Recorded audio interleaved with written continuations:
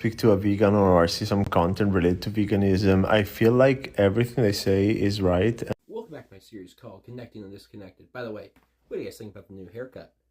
Anyways, in this video, I wanted to talk mostly on what this guy said. And later in the video, in his video, he's like, well, I'm going to start eating more vegetarian foods because, I agree with him. But I kind of thought what he was said at the beginning was a little interesting.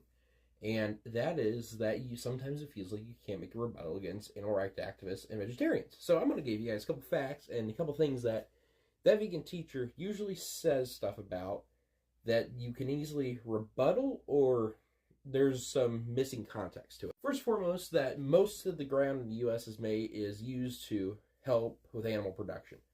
Now, this is true, but there's a little missing context. The vast majority of land in the U.S. is used for grazing livestock.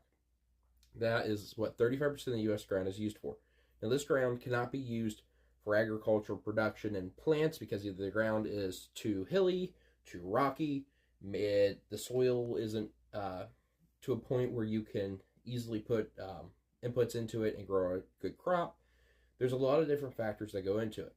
And 17-18% of all ground in the U.S. is actually used for plant production. The vast majority, yes, is used for livestock.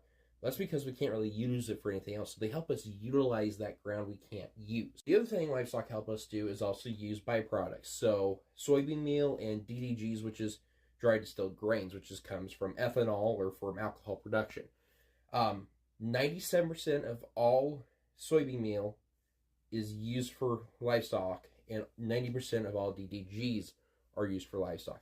Those are two things we humans cannot eat after we produce either alcohol, ethanol, biodiesels, cooking oils,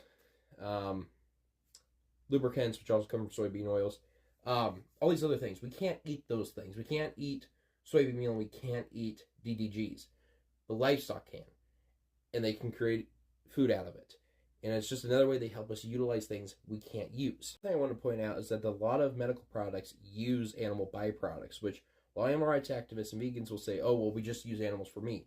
Couldn't be farther from the truth. This is just a couple I found, but Herpabin, which is a blood thinner, which is made from pig intestines, Surfactant, which is from cow and pig lungs, which help premature babies that are having a hard time breathing and actually be able to breathe.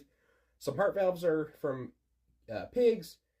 Anti-venom can be used out of sheep and horses, depending on what you're trying to make, and also gelatin capsules. And also B12 supplements can be made, and collagen and bone grafting material. Whole list of medical things. Anyways, that's going to be my video, guys. God bless you.